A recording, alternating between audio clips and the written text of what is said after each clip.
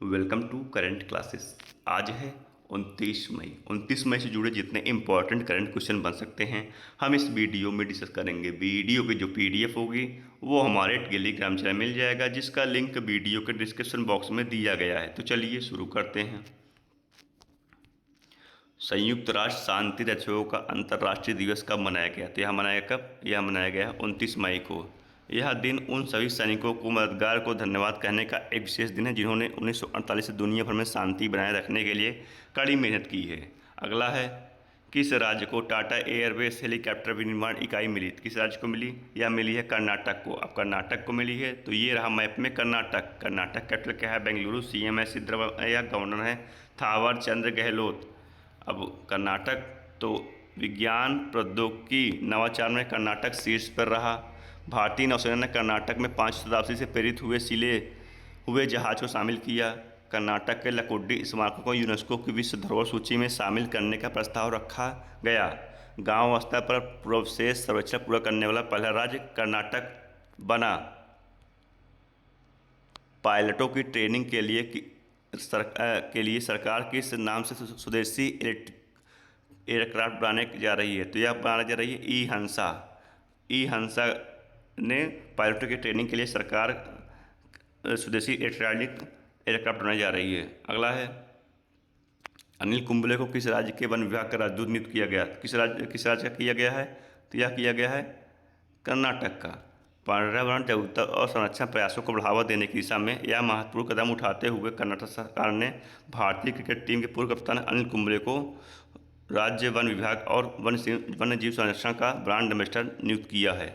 अगला है, किस देश की नेशनल असेंबली ने असिस्टेंट डाइंग वैध को वैध बनाने का वाला विधेयक पारित किया? असिस्टेंट डाइंग तो क्या है? इच्छा मृत्यु। यह किसने किया है? फ्रांस ने। अब फ्रांस तो ये रहा मैप में फ्रांस। कैपिटल क्या है? पेरिस।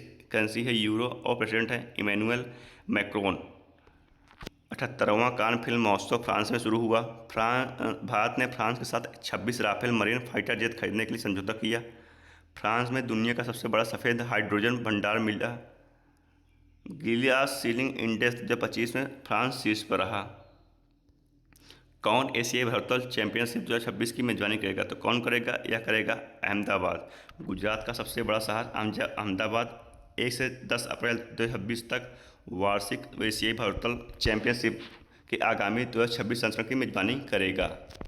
अगला है, किस देश ने नई श्रेणियों के तहत भारतीय पर्यटकों को वीजा मुक्त प्रवेश की पेशकश की? तो किसने की? यह की है फिलीपींस ने।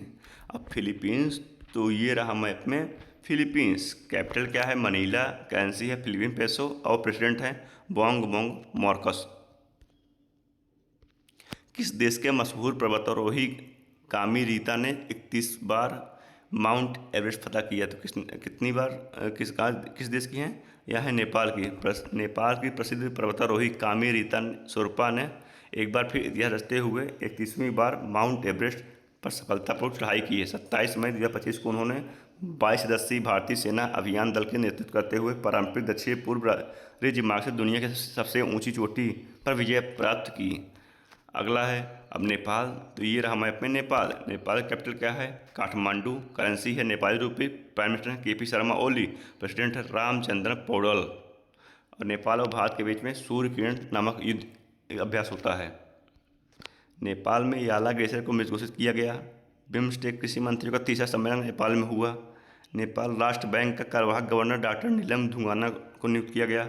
भारत और नेपाल को सुप्रीम कोर्ट के बीच न्यायिक सहयोग बढ़ाने के लिए समझौता हुआ। अगला है, किस विश्वविद्यालय के शोधकर्ताओं ने भारतीय कृषि अनुसंधान परिषद के सहयोग से भारत की पहली जीन एडिटेड भेड़ तैयार की? तो यह की है किसके सहयोग से? यह की है कश्मीर विश्वविद्यालय के सहयोग से। अगला है, एएमए पुरस्कार जीतने वाली पहली भारतीय मूल की संगीतकार कौन है? तो कौन बनी? यह बनी है राजा कुमारी। ये हैं राजा कुमारी। इन्होंने अमेरिकन म्यूजिक अवार्ड जीता। अवार्ड तो भारतीय लेखिका बानू मुश्ताक ने अंतर्राष्ट्रीय बुकर पुरस्कार जीता। गुलजार और राम भद्राचार्य को 58वां ज्ञानपीठ पुरस्कार प्रदान किया गया। विश्व न्यायवादी संघ से सम्मान पदक पाने वाले पहले भारतीय वकील भुवन रिभु बने। सर्वप्रिय संगवन को दानिश सिद्दीकी जर्नलियम अवार्ड 2025 मिला। मधुसूदन शाही को फिजी के सर्वोच्च सम्मान से सम्मानित किया गया। अगला है DRDO ने कहा उन्नत क्वांटम प्रौद्योगिकी अनुसंधान केंद्र का शुभारंभ किया। तो कहाँ किया? यह किया है दिल्ली में। DRDO ने 27 मई 2025 को क्वांटम टेक्नोलॉजी अनुसंधान केंद्र का उद्घाटन मेटकाफ हाउस दिल्ली में किया। इसका उद्देश्य भारत में स्वदेशी क्वांटम अनुसंधान को रक्षा और रणनीतिक उद्देश्यों हेतु तेजी से आगे बढ़ाना है। आज के वीडियो में इतना। अब अगला क्वेश्चन है, कौन रेल नेटवर्क से जुड़ने वाली पूर्वोत्तर राज्य की चौथी राज्य राजधानी बनी? तो कौन बनी? यह बनी है आइजोल। मिजोरम की राजधानी आइजोल रेल नेटवर्क से जुड़ने वाली पूर्वोत्तर के राज्य की चौथी राज्य राजधानी बन गई है। और यह क्षेत्र दिसपुर, ईटानगर, नाहरलगुन और जो इंदिरानगर उत्तर प्रदेश के पास है के बाद भारतीय रेल के राष्ट्रीय रेल नेटवर्क से जोड़ने वाली चौथी राजधानी बन गई है। आज के वीडियो में इतना ही। जुड़े रहिए करंट क्लासेस से और डेली करंट वीडियो देखते रहिए। धन्यवाद।